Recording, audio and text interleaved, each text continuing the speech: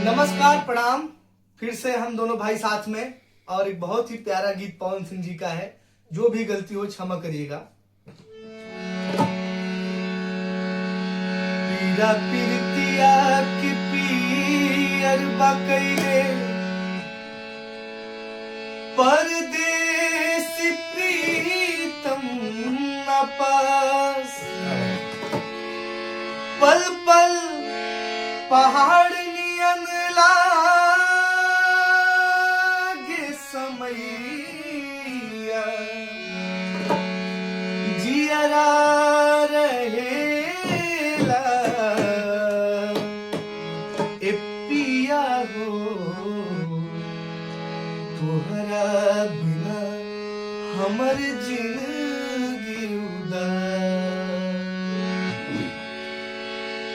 बसंती बयार मोहन सरसों फुलाइल, बसंती बयार मोहन सरसों फुलाइल।